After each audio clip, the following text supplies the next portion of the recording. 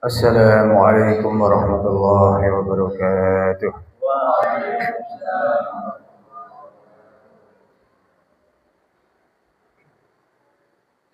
Innal hamdalillah nahmaduhu wa nasta'inuhu wa nastaghfiruhu wa nu'minu bihi wa natawakkalu alayhi wa na'udzu billahi min shururi anfusina wa min sayyiati a'malina. من يهده الله فلا مضل له ومن يضلله فلا هادي له أشهد أن لا إله إلا الله وحده لا شريك له وأشهد أن سيدنا ومولانا وحبيبنا محمدا عبده ورسوله اللهم صل وسلم وبارك على سيدنا محمد وعلى آله وصحابه والتابعين لهم بإحسان إلى يوم الدين أما بعد فقد قال الله تعالى في كتابه الكريم والذين جاهدوا فينا لنهدينهم سبلنا وإن الله لمع المحسنين وقال النبي صلى الله عليه وسلم ما أوحي إلي أن أجمع المال وأكون من التاجرين ولكن أوحي إلي أن سبح بحمد ربك وكن من الساجدين واعبد ربك حتى يأتيك اليقين. Hadirin jemaah salat maghrib yang dirahmati oleh Allah Subhanahu wa taala. Kita bersyukur kepada Allah Subhanahu wa taala dengan satu anugerah yang begitu sangat besar yang Allah berikan kepada hamba-hamba Allah yang dicintai oleh Allah Subhanahu wa taala. Itulah anugerah iman yang hanya Allah berikan kepada orang-orang yang dicintai oleh Allah Ta'ala. Innallaha yu'til iman. Innallaha yu'tid dunya liman yuhibbu wa liman la yuhibbu. Wa la yu'til iman illa liman ahabbah. Allah berikan dunia ini kepada orang yang dicintai oleh Allah ataupun orang yang tidak dicintai oleh Allah. Tetapi iman hanya diberikan oleh Allah kepada orang-orang yang dicintai oleh Allah. Mudah-mudahan termasuk kita semua. Ini tanda, hadirin. Kalau orang itu diberi iman oleh Allah, dikasih iman oleh Allah, ini pertanda kalau orang tersebut, hamba tersebut dicintai oleh Allah Subhanahu wa taala. Maka mesti kita bersyukur dengan anugerah iman ini, hadirin. Sehingga saking besarnya pahala mensyukuri nikmat iman ini, hadirin. Diceritakan oleh para ulama. Ada seseorang itu naik haji. Maka ketika telah sampai di sana di Mekah, maka di Ka'bah beliau berdoa kepada Allah Ta'ala, alhamdulillahilladzi ala nikmatil imani wal islam wa kafa bihi nikmah. Segala puji bagi Allah Ta'ala yang telah memberi saya nikmat iman, nikmat Islam, dan cukuplah dengan nikmat tersebut. Hadirin yang dirahmati oleh Allah Ta'ala, maka setelah itu beliau pulang. Tahun depannya beliau berangkat lagi. Doa dengan doa yang sama, alhamdulillahilladzi ala nikmatil imani wal islam wa kafa bihi nikmah. Maka tahu-tahu ada suara dari langit. Hai Tuhan, sesungguhnya Engkau telah merepotkan kami para malaikat, di mana kami telah menulis pahala dengan sebab ucapan kamu mensyukuri nikmat iman setahun dulu itu. Sampai sekarang itu pahalanya ditulis belum selesai. Kamu kok sudah ngomong, ucap lagi dengan ucapan tersebut, sungguh-sungguh kamu telah merepotkan para malaikat. Ini karena saking agungnya nikmat iman, hadirin. Sehingga kalau orang itu mensyukuri nikmat iman, pahalanya ditulis setahun itu belum selesai. Nah, tidak ada nikmat yang lebih agung, anugerah yang lebih agung melebihi iman. Dijadikan orang iman, dijadikan orang Islam itu satu anugerah yang begitu sangat besar, yang sangat agung.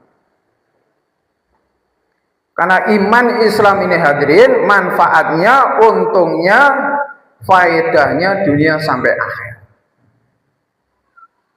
Kita ini, hadirin, kalau diberi oleh seseorang uang 1 miliar, 1 triliun, begitu sangat gembiranya, senangnya. Masya Allah, bisa kita pakai untuk beli macam-macam. Tetapi ketahuilah, yang namanya dunia, gitu, itu ya satu saat mesti ada habisnya. Gitu. Satu saat mesti ada akhirnya. Setahun nggak habis, 2 tahun, 3 tahun, tahu-tahu habis. Harta-harta dunia seperti itu.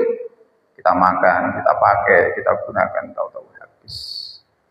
Apalagi kalau sudah sampai di akhirat, betul-betul yang namanya dunia ini tidak ada nilainya. Yauma la yanfa'u malu wala banun. Itu di hari kiamat nanti tidak ada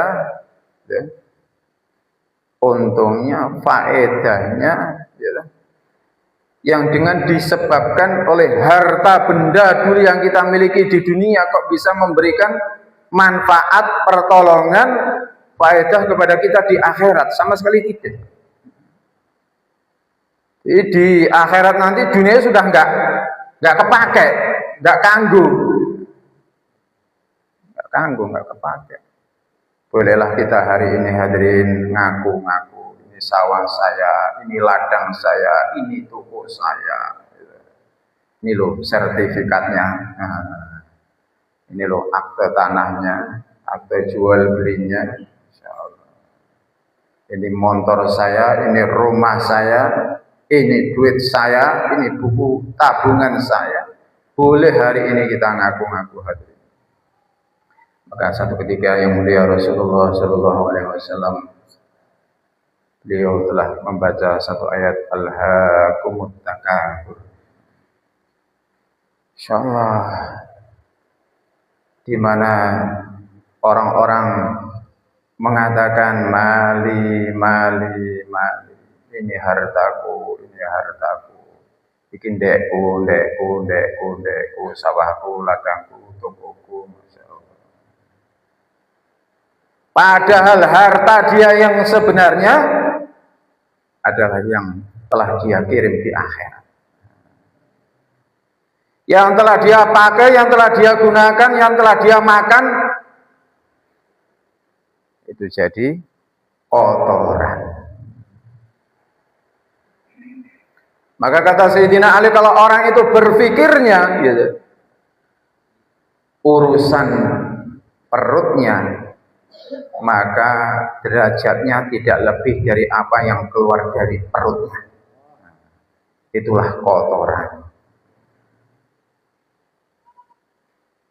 Maka kata Imam Ghazali, kunu min abna'il akhirah wala takunu min abna'id dunya. Jadilah kalian anak-anak akhirat, jangan jadi anak-anak dunia. Setiap waktu, setiap saat yang dipikirkan dunia, bangun dunianya, besarkan dunianya, usahanya, bisnisnya, Insya Allah, rumahnya dibangun besar-besar. Setelah jadi, siap ditinggali, ternyata dia duluan yang meninggalkan rumahnya, dihantar ke kuburan. La ilaha illallah. Itulah nasib pembangun dunia. Maka kata Imam Ghazali, sungguh sangat bodoh orang yang mengejar dunia. Kenapa? Dia ngejar dunia, mengumpulkan dunia, habis itu dia mau tinggalkan dunia. Maka Abu Dzar radhiyallahu ta'ala beliau memberi nasihat kepada kita, kalian itu membangun satu bangunan yang tidak akan kalian tempati. Bangunan-bangunan rumah, bangunan-bangunan istana. Maka jadilah anak-anak akhirat. Siapa dia? Setiap waktu, setiap saat orang yang selalu memikirkan bagaimana akhirat. Nasibnya nanti di akhirat bagaimana. Sehingga dia persiapan dengan sungguh-sungguh, amal dengan sungguh-sungguh. Insyaallah hadirin. Itu namanya anak-anak akhirat. Maka hadirin yang dirahmati oleh Allah Subhanahu wa taala, perkara akhirat ini perkara yang sungguh sangat luar biasa, gitu. Yang kehidupan di sana itu selama-lamanya. Bekalnya bukan harta benda dunia, pangkat jabatan dan kedudukan, tetapi bekalnya adalah iman yang lurus, yakin yang mantap, amal yang mencontoh yang mulia Rasulullah Sallallahu Alaihi Wasallam. Insyaallah hadirin. Maka pertama kali anugerah iman yang Allah berikan kepada kita ini kita syukuri dengan sebenar-benarnya. Saya ini telah dipilih oleh Allah, yaitu menjadi seuntung-untungnya manusia di dunia ini, yaitu dengan dijadikannya kita ini sebagai orang beriman. Insyaallah hadirin, itu perasaan itu harus ada. Kalau enggak ada itu perasaan dalam diri kita yang semacam itu, maka kita tidak akan bisa menghargai nikmat iman. Akhirnya tuntutan iman, taklif iman kepada kita, yaitu amal-amal agama akan berat kita kerjakan. Maka hadirin yang dirahmati oleh Allah Ta'ala, itu kita rasakan betul-betul, kita syukuri. Ini betul-betul satu anugerah. Kalau saya ini punya iman, itu maknanya saya ini punya semuanya. Kalau saya tidak punya iman, maka saya ini seperti orang yang paling melarat sedunia ini. Bahkan paling celaka sedunia ini. Paling nelongso sedunia ini. Kenapa hadirin? Man wajadallah wajada kulla syai' wa man faqadallah faqada kulla syai'. Kalau orang itu punya iman, berarti dia ini telah mendapatkan Allah. Siapa yang mendapatkan Allah berarti dia dapat segala-galanya. Enggak punya iman berarti kehilangan Allah, kehilangan segala-galanya.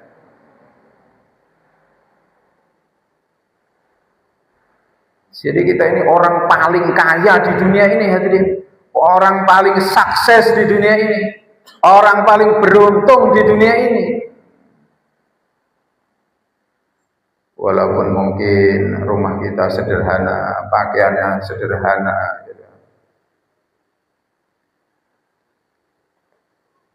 kendaraannya sederhana, apa-apanya sederhana, mungkin miskin, mungkin fakir. Asal punya la ilaha illallah setelah kehidupan, maka surga telah menanti orang-orang ahlul iman. Tapi kalau tidak punya iman, walaupun dunianya maju, ya, harta bendanya banyak, gitu. Makannya enak terus, kendaraannya mewah, istrinya cantik-cantik, bukan cuma satu, gitu, lebih dari satu, Masya Allah. Tapi setelah kehidupan dunia, sebentar lagi dia akan menunggu. yang namanya adab di neraka Allah Subhanahu wa taala. Lah apa enaknya? Seneng habis itu susah. Mending susah dulu habis itu enak. Maka la khaira fi khairin ba'dahun nar wala syarrun fi syarrin ba'dahul jannah. Enggak ada enak itu kalau setelah enak itu malah susah. Seperti raja mau ngasih hukuman kepada narapidana. Kamu besok mau dipancung, mau digantung. Kamu sekarang silahkan jadi raja sehari, makan, minum sepuasnya. Berbuat aja apa saja silahkan. Silahkan. Mau pilih wanita-wanita yang paling cantik silahkan. Kamu peristri semua silahkan. Puaskan diri kamu, nafsu kamu sehari besok. Tapi setelah itu kamu akan digantung.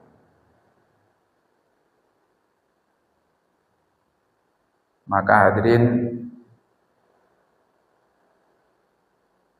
orang yang berpikir cerdas, yang menggunakan otaknya, menggunakan hatinya, tentu dia akan berpikir, untuk apa? Saya senang-senang habis itu besok mati. Begitu hadirin yang dirahmati oleh Allah Ta'ala. Untuk apa saya ini sekarang hidup-hidup di dunia ini, senang-senang, habis itu ya buki malaikat,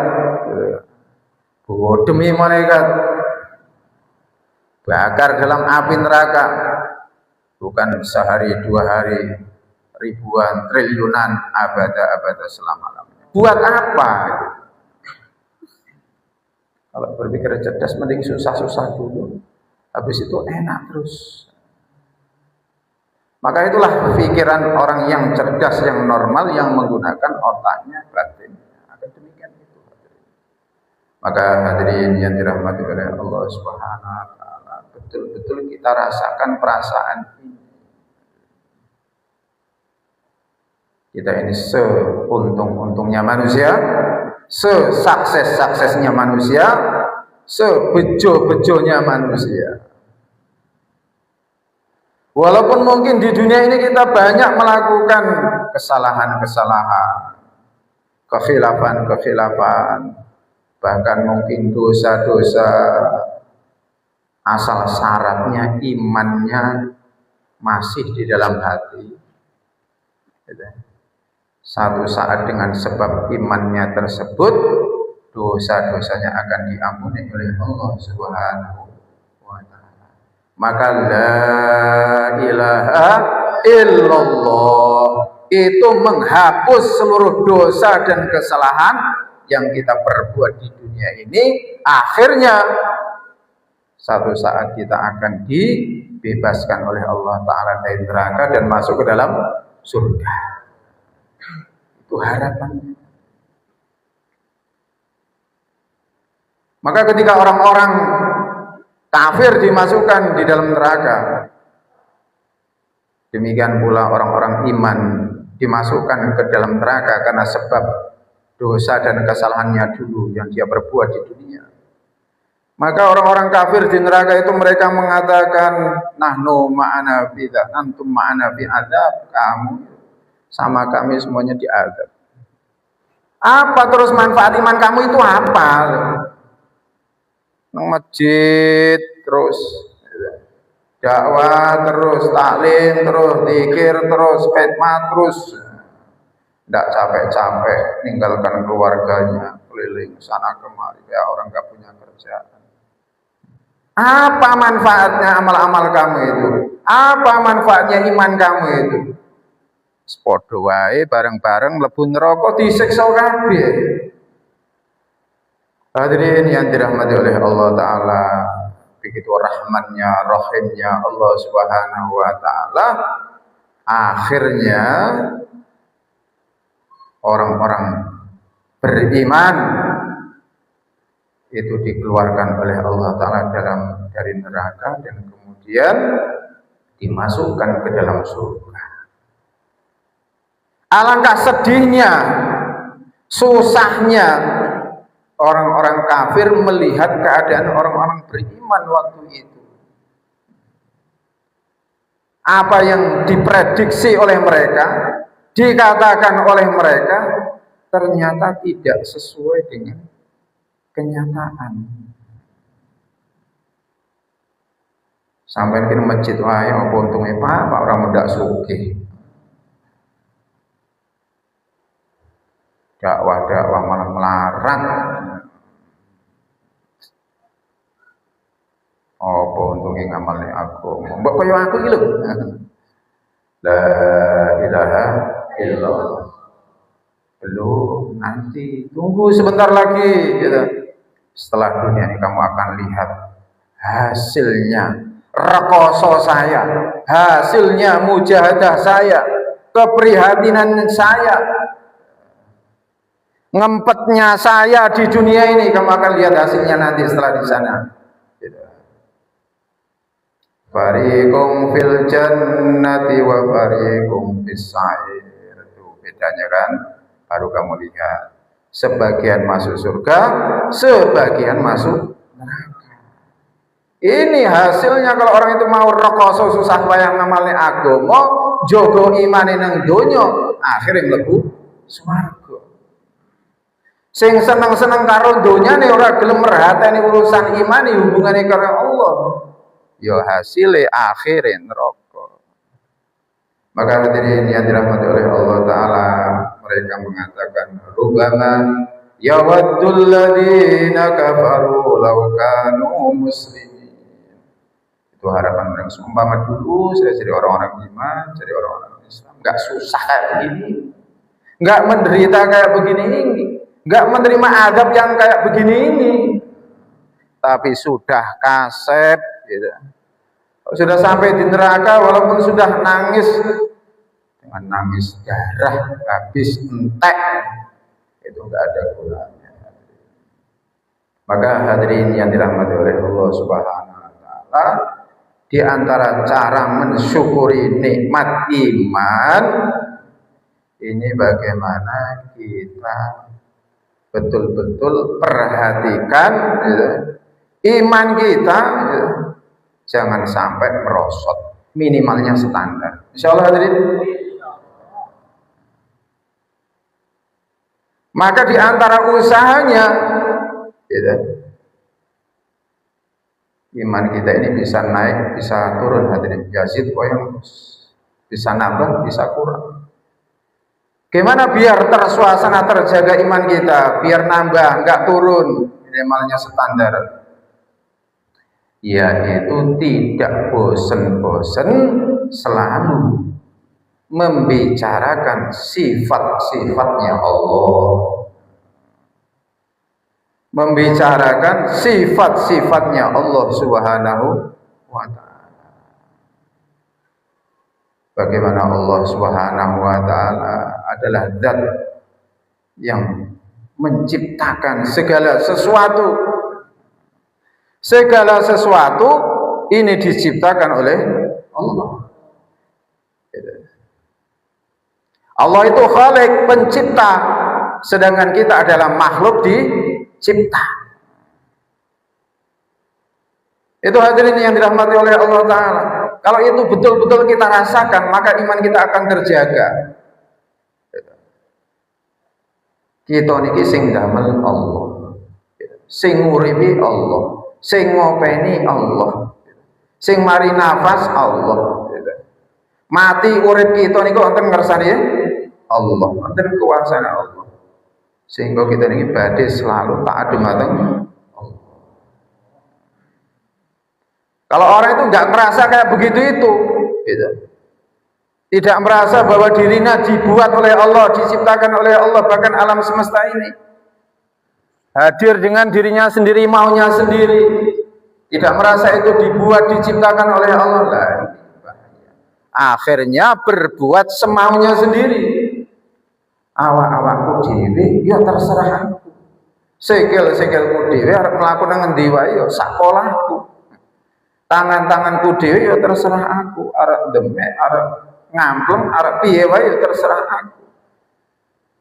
Itu hadirin yang dirahmati oleh Allah, kalau imannya rusak, keyakinannya rusak, pemahamannya salah, amalnya keliru, ngawur hidupnya. Maka hadirin yang dirahmati oleh Allah Ta'ala, itu keyakinan yang mesti kita tanamkan di dalam diri kita, bahwa Allah itu pencipta kita, pemelihara kita, gitu. Insya Allah hadirin, yang menentukan nasib kita, nasib kita ini ditentukan oleh Allah hadirin. Maka bergantunglah, berharaplah hanya kepada Allah. Kalau kita ini berharap bergantung kepada selain Allah, berarti seperti melaporkan zat yang maha besar kepada perkara makhluk yang begitu sangat lemah, yaitu manusia. Lah manusia ini bisa apa ya? Bisa apa manusia ini? Manusia ini nggak bisa apa-apa. Badannya bergerak, yang gerakkan siapa?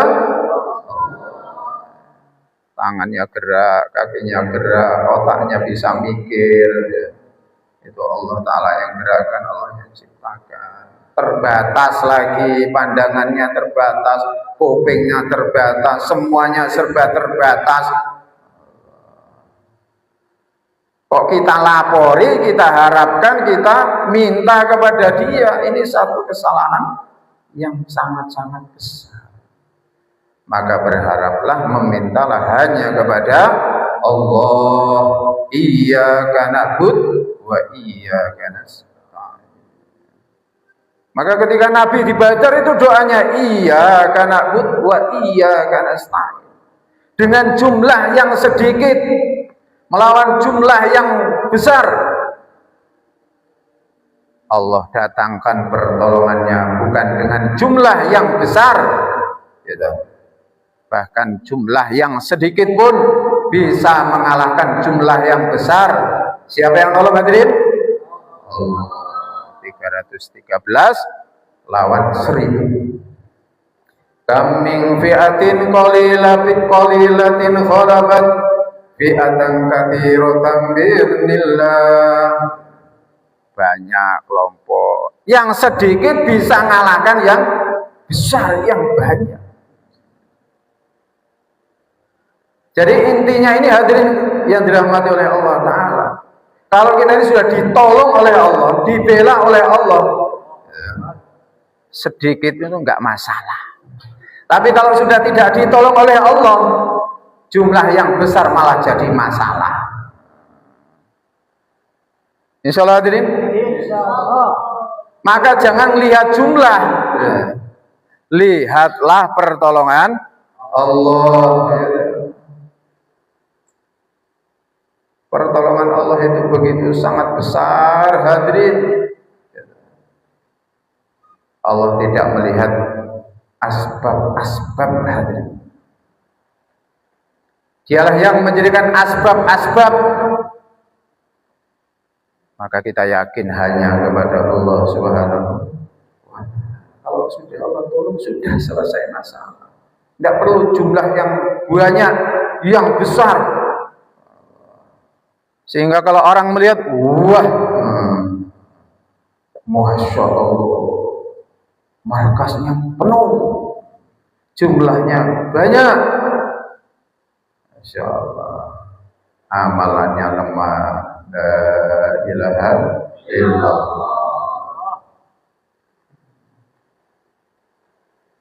Maka hadirin, kita butuh orang-orang yang seperti sahabat-sahabat di Badar. Kata dia 313 mengalahkan 1000 dengan pertolongan Allah Subhanahu wa Ta'ala. Maka hadirin yang dirahmati oleh Allah Subhanahu wa Ta'ala, ini kita harus tawajuhnya itu kepada Allah. Maka seringlah berdoa, meminta hanya kepada Allah, berharap kepada Allah, istighosah. Nabi itu di Badar tidak henti-hentinya sampai subuh, sampai pagi, ya Hayyu ya Qayyum, ya Hayyu ya Qayyum. Insyaallah hadirin. Ini nanti habis isya kita mau istighosah seperti Nabi di Badar. Nggak perlu sampai subuh, setengah jam saja, insyaallah. Kok ndak kuat kebangetan. Sing dijaluk akeh tapi dungane kurang, mujahadahe istighosah kurang, rasa bodo karo sing dijaluk. Itu hadirin yang dirahmati oleh Allah Ta'ala, perbanyak doa, berbanyak berharap kepada Allah. Bahkan setelah sholat, jangan sampai kita meninggalkan doa hadirin. Doa silahul mu'minin, kata Nabi. Doa ini senjatanya orang beriman. Ciri orang beriman itu mau doa. Itu maknanya dia ini berharap hanya kepada Allah, hajat butuh kepada Allah. Itu maknanya orang beriman, selalu berharap hajat butuh kepada Allah. Kok ora gelem donga, maknane wong niku wis ora butuh karo orang itu. Kalau nggak mau minta, berarti kan wis sugih ya. Berarti wis ra hajat, ora butuh karo sapa-sapa. Kalau orang itu tidak mau doa kepada Allah, maknanya dia ini sudah tidak butuh lagi kepada Allah. Maka kalau habis sholat jangan Allahumma lantas jalan, gitu. Allahumma antas salam. Minimalnya sampai Allahumma antas salam, kata Nabi. Gitu. Jangan sampai kurang daripada itu. Doa mukhul ibadah, intisari ibadah adalah doa. Harapan, permintaan seorang hamba kepada Allah. Sholat kita itu maksudnya apa tuh? Itu kita itu minta kepada Allah, doa kepada Allah, harapan kepada Allah, supaya Allah tolong kita. Zikir, dakwah, semua amal-amal itu intisarinya adalah harapan, doa, permintaan kepada Allah. Sampai di hebat tenang, hikmat terus, Masya Allah, luar biasa. Apa sih yang kamu inginkan itu? Apa sih yang kamu harapkan? Agar Allah tolong saya. Itu hadirin. Hikmat itu intinya ya, kita ini mau minta tolong kepada Allah, harapan kepada Allah. Kita ini punya hajat yang besar kepada Allah. Maka kerja, amalkan semuanya. Kerja amal dikerjakan semuanya. Insyaallah hadirin. Hadirin yang dirahmati oleh Allah Subhanahu wa Ta'ala, maka jangan kita berani tinggalkan doa selepas sholat. Sehingga kata Nabi, tarkul doa maksiatun. Orang itu ninggalkan doa itu maksiat. Wong maksiat itu orang berngombe, medok, nyolong. Orang gelem donga iki yo maksiat. Yen andane wong ora butuh karo Allah, yo maksiat. Maka kita banyak doa, banyak istighosah. Insyaallah hadirin. Dengan seluruh amal-amal kita, niatnya yaitu supaya Allah Ta'ala tolong kita semua. Dakwah niatnya apa? Supaya Allah tolong saya. Zikir, taklim, gitu. Khidmat, makomi 2,5 jam, taklim masjid, taklim rumah, semua amal niatnya supaya ini ditolong oleh Allah. Kalau kita sudah ditolong oleh Allah, selesai masalah dunia, selesai masalah akhirat. Insyaallah hadirin. Itu cara yang pertama supaya iman kita terjaga, naik, meningkat, minimalnya standar dengan selalu membicarakan sifat-sifatnya Allah Subhanahu wa Ta'ala. Kemudian langkah kedua dengan mengikuti pimpinan yang mulia Rasulullah Sallallahu Alaihi Wasallam. Karena pimpinannya ahlul iman itu adalah Rasulullah Sallallahu Alaihi Wasallam. Maka kalau kita mengikuti beliau, mengikuti sunnah-sunnah beliau, iman kita akan naik, iman kita akan meningkat, iman kita akan terjaga. Wattabi'uhu la'allakum tahtadun. Kita ikut